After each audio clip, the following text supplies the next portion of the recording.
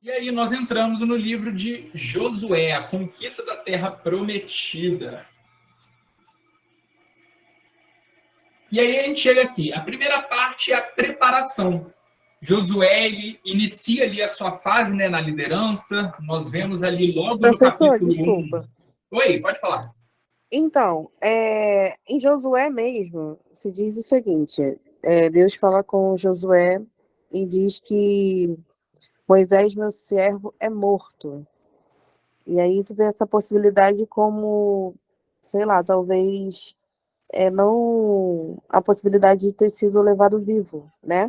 Ser Sim, arrebatado.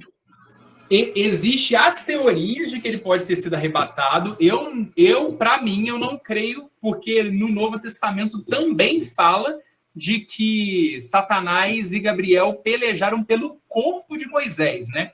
Então eu realmente creio de que ele morreu. É isso, o corpo, exatamente. Isso. Amém, Mas amém. provavelmente ele deve ter morrido, Amém.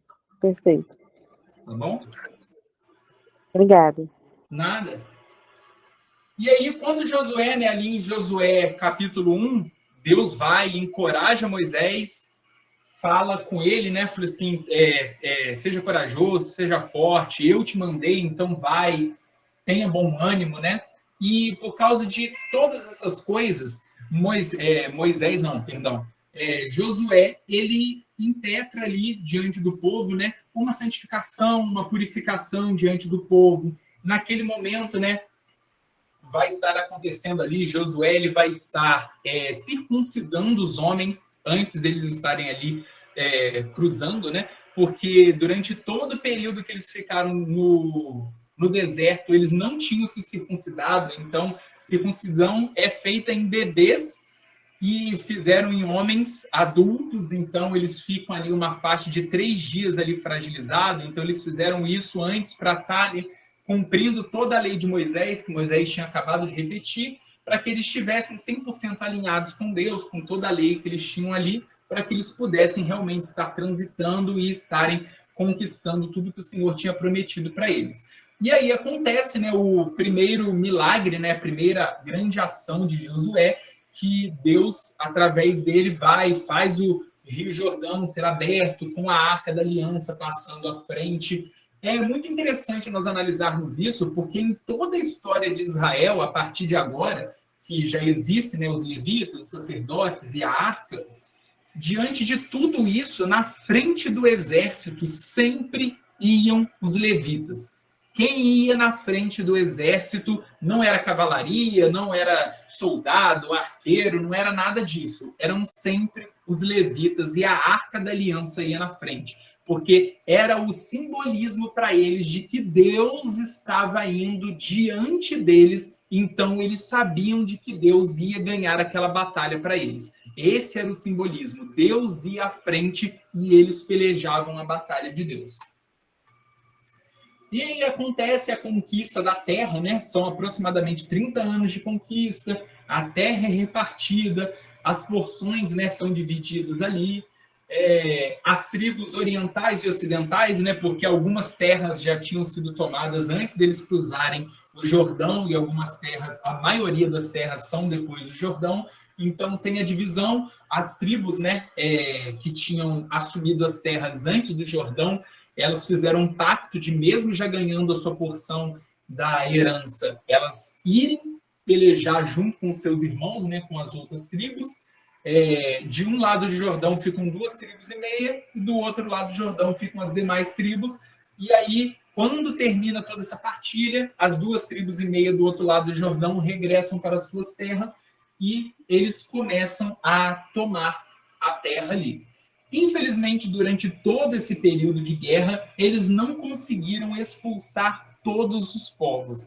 Tem o caso, né, de que uma tribo enganou Josué e Josué não consultou Deus para ver se era para fazer aliança ou não, e ele faz aliança com o povo e não pode quebrar. Essa aliança a gente vai ver semana que vem, porque ele faz aliança com um povo, Saul mata esse povo, e aí o povo de Israel começa a passar, né, começa a passar por muitas dificuldades, e aí Davi tem que restaurar a aliança com esse povo, E aí a gente vai vendo nesse quesito do voto com Deus. A lei ali que Moisés tinha dado, né, falava muito sobre a importância dos votos que são feitos. Então, tem isso, e infelizmente eles não conseguiram vencer todas as guerras que eles foram passando, e muitos povos inimigos, né, os Zeus ali da Bíblia, né, eles ficam misturados, servindo, eles pagavam até taxas, né, faziam ali seus trabalhos servindo ao povo, mas infelizmente a ordem de Deus era de que eles eliminassem todos os povos, mas eles não conseguiram. E aí as tribos começam a retornar, e aí tem a despedida e a morte de Josué. Nessa despedida, né, é muito interessante, eu gosto muito de fazer essa análise, porque o livro de Josué, ele inicia no capítulo 1, falando sobre Josué, né? Deus menciona Josué falando que meu servo Moisés é morto. E aí ele fala sobre Josué, que Josué, servo de Moisés, e aí ele fala, Josué é filho de Num.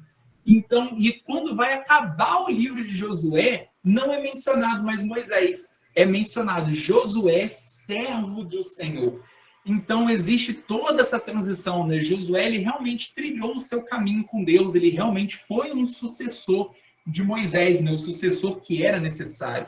Então, eu gosto muito disso, eu gosto muito dessa analogia que nós podemos estar traçando, né? Do início, o início da jornada de Josué, obviamente, ele já acompanhava, né? Já tinha feito muitas guerras, mas ali é o momento em que ele assume a liderança e ele se vê numa dificuldade, tipo assim, poxa, eu tenho que substituir Moisés.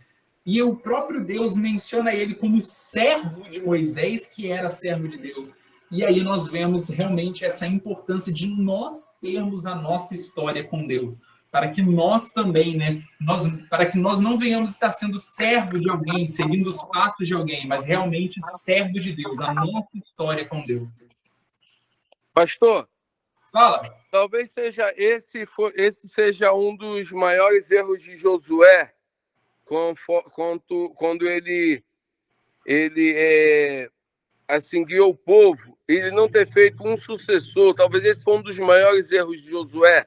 Assim, mesmo sendo obediente, sendo fiel a Deus, ele cometeu esse erro, o senhor acha? Então, é complicado a gente analisar. Josué realmente ele não teve um sucessor da mesma forma que Moisés, uma única liderança. Porque o caso que nós podemos analisar, quando Moisés ele faz essa sucessão, é porque o povo todo vivia junto, era um único agrupamento de pessoas. Só que quando Josué ele envia tribos para cada uma das suas terras, Josué ele realmente não teve a tarefa. A tarefa dele ali como general, como condutor do povo. E aí Josué ele não levanta um sucessor. Josué ele coloca sucessores em cada uma das tribos. Tanto que a palavra vai dizer, né, quando nós viramos agora para o livro dos Juízes, que vai dizer que enquanto Josué estava vivo e enquanto todos os idosos, né, todos os líderes que Josué levantou permaneceram vivos também, todo posto não teve na lei de Deus. O que existe foi que essa liderança que Josué levantou não prepararam outras lideranças. E aí o povo começou a se corromper. Josué ele levantou mais sucessores do que Moisés. Ele levantou um sucessor no mínimo para cada tribo, para que ele estivesse ali focado dentro do seu próprio território. Só que aí, infelizmente, essa transição se perdeu na próxima geração. É porque tem muita gente que segue uma pessoa, né? Quando tem várias pessoas, não vai conseguir agradar todo mundo. Aí tem sempre, como o senhor falou aí, Moisés teve Corá, que se levantou contra ele. Vai ter sempre alguém para se levantar quando você é um líder. Então, quando você faz um sucessor, você vai ter sempre, como o senhor falou, Josué tinha cada um chefe de cada tribo, sendo seu responsável por aquela tribo. Isso. Ele levantou um líder para cada tribo. Josué que não dava certo quando ele enviou os espias para vigiar a terra. Ele já tinha deixado para Josué um exemplo que não dava certo isso. Quando Moisés mandou os espias, na verdade estava ensinando a Josué que, na verdade, tinha que ter um Eu acho, né, na minha opinião, tá? Que quando você estudou o livro de Josué, ele foi vencedor em todas as batalhas quando estava Com Deus, né? da permissão de Deus, né? Nós sabemos que algumas guerras, como o senhor falou, ele não venceu todas. Mas quando ele botava Deus na frente e obedecia, ele ganhava. Então, acho que se ele pedisse a Deus, que Deus revelasse alguém para ser sucessor dele, será que Deus não colocaria, não? É complicado. A minha visão do que eu consigo analisar é o que Samuel vai passar. Porque Samuel, ele se colocou como sumo sacerdote e como profeta. E Samuel, ele se sentiu ofendido porque o povo queria um rei. E Josué, ele não aceitou para si a posição de se colocar como rei de Israel.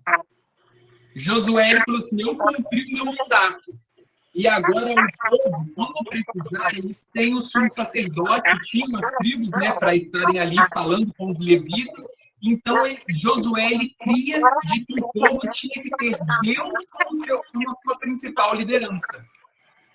Porque na mente de Josué, tipo assim, a minha missão era conseguir a terra que Deus prometeu. Agora que eu já consegui a minha etapa de conseguir tudo que Deus prometeu, agora o Senhor vai cuidar do seu povo. Aí, Josué, eu coloquei líderes para estar cuidando de cada um dos territórios, para que o povo também não tivesse que ficar se deslocando para conversar com Josué, até porque o próprio Moisés também levantou esses líderes sobre cada uma das tribos, só que aí Josué se limita ali, ele coloca Deus como a supremacia, né? Porque até o livro de Samuel, todas as tribos eram regidas pelos seus líderes locais e, quando precisava, conversava com um sumo sacerdote. E aí o povo começa a pedir um rei, assim como as tribos, assim como os povos ao redor. E aí Deus mesmo vai falar, Samuel, não precisa se entristecer, porque eles não estão ofendendo a você, eles estão ofendendo a mim, porque eles não querem que eu seja o Deus deles. Então eu acho que é mais pela índole de não ter alguém como um rei, que acabou acontecendo depois, do que a índole de que Josué falhou. Eu acho que o povo realmente se corrompeu, porque o quesito era realmente de que sempre Deus era para ter um cargo maior sobre Israel. Tá certo. Obrigado. Beleza? Pode falar, Felipe. Professor, uma coisa que me veio aqui à mente agora é acerca do culto, da adoração do povo de Israel, já dentro da Terra Prometida, e que também se inclui no período dos juízes. Naquela época, era todo o povo que saía em adoração, ou somente cada líder de cada tribo que ia ao templo para fazer os sacrifícios pelo povo e recolher os dízimos? Porque teria muitas pessoas ali... Perdão? Porque seriam muitas pessoas na porta do templo, levando diversos animais, e talvez não daria nem tempo de 24 horas fazer todo o sacrifício. Sim. Tinha os sacrifícios esporádicos, né, que a pessoa, se ela se sentia comovida ou cometeu alguma coisa, esses sacrifícios eles faziam de tempo a tempo. Mas quando acontecia o período das festas, esse período o povo inteiro ia. Aí, tipo assim, ia 100% das pessoas? Obviamente que não. Tinham as pessoas que tinham que ficar tomando conta das terras para os inimigos não invadirem. Então, tipo assim, ia a massa das pessoas. Vamos dizer que, tipo assim, iam alguns representantes de cada família. E aí eles levavam o sacrifício pela casa inteira, todas essas coisas. Mas, de tempo em tempo, eles se revezavam para que todo o povo realmente pudesse ir. Nunca ficava, tipo assim, alguém da família nunca foi no templo. Poderia ser, esse mês eu vou, no mês que vem você vai. Sempre tinha isso, porque eles tinham que manter ainda a proteção dentro das cidades e nos limites ali do território que eles tomaram. Né? Ok, obrigado, senhor. Ficou bem claro que ali em Samuel, ali, né, quando o Eucana levava sua família, Ana, as mulheres dele e os filhos, praticamente me veio visível na mente isso aí. O chefe de família ali levando, a família, talvez ficava alguém, os servos dele dentro de casa, ele levava a família dele para sacrificar perante o Senhor e se alegrar. Obrigado, professor. Se eles tivessem a condição, né? Até porque a viagem era cara, né? Tinha que ficar parando nas estalagens, alimentação. Se tivesse condição, Eucana realmente era uma pessoa com umas condições melhores, né? Como a palavra vai dizer, mas geralmente eles tinham que ficar, principalmente se eram pessoas que trabalhavam na guarda. Se trabalhasse na guarda, ele não poderia abandonar sua posição, a não ser que ele não estivesse naquele período no turno da guarda dele. Mas as pessoas que estavam na guarda, os atalaias, né, eles não podiam abandonar os seus postos. Aí tinha geralmente esses rodízios, mas no mínimo uma pessoa da tribo, da casa, né, da família, ia representando, levar o sacrifício, todas essas coisas. E esse representante era um homem, né? Até porque as viagens eram longas, aí geralmente um homem, uma mulher, podia levar as crianças até também para já introduzir elas em toda ali a ritualística, os ensinos, então tinha essas coisas, mas às vezes nem sempre ia a casa inteira. Valeu, professor, obrigado. Nada. E aí chega aqui, né? A despedida e a morte de Josué. Beleza. E aí nós chegamos nas opressões e libertações, né? Que é o livro de Juízes. O livro de Juízes, ele é uma alta repetição, ele é um ciclo. Ele inicia falando exatamente aquilo que a gente estava falando um pouco tempo atrás. O povo, enquanto tinha Josué e enquanto tinha os líderes, eles se mantinham. Aí eles morreram, o povo começou a se deturpar, começou a se perder. Aí vinha sofrimento, vinha alguma tribo para estar ali tomando eles, colocando opressão sobre eles. Aí o povo vinha, se lamentava, chorava, se arrependia. Deus levantava um juiz, esse juiz ia, pelejava, Deus agia sobre a vida dele, às vezes de forma miraculosa, né, como Sansão, às vezes com estratégia, como Gideão, e tinham várias coisas, né, para estar acontecendo ali. Deus usou os juízes de várias formas. E nesse período eles ficavam assim. Aí o juiz libertava, tinham alguns anos de paz, o povo começava com idolatria novamente. E o livro de Juízes é essa repetição: idolatria, queda, arrependimento, levantamento, ali se erguia, né, um juiz, e aí esse juiz libertava, paz, e o povo caía na idolatria mais uma vez, e isso por diversas e diversas vezes. E aí nós vemos isso durante o livro de Juízes inteiro, a decadência de Israel, até nós chegarmos aqui, né, dentro desse período dos juízes, acontece o livro de Ruth, porque em uma dessas grandes fomes que Israel passou, aconteceu a fome que é relatada no livro de Ruth, em que a terra ali sofreu muito, né? Foi uma das causas, né, que Deus trouxe para estar trazendo o povo à sua reconciliação. E aí o povo passou fome. Aí Noemi e seu marido vão para Moabe, lá os filhos deles se casam com moabitas, morre o marido, morre os filhos, e aí Noemi volta somente com Ruth, a outra nora ficou em Moabe, e aí tem toda a história de Ruth com Boaz, todo o período ali de remissão, né? Porque quem era o remidor era um parente mais velho, e aí ele abre mão de remir a Ruth e ganhar ali toda a sua terra, né? Porque quem tomasse Ruth como a esposa ia ganhar todas as terras, todas as posses. Aí o parente, como não era uma mulher israelita, né? Como não era uma hebreia, ele abre mão para estar deixando que Boaz assumisse Ruth e todas as terras, e com isso ali inicia a descendência que daria diretamente no nascimento de Davi, que aí vai bater com a nossa próxima aula.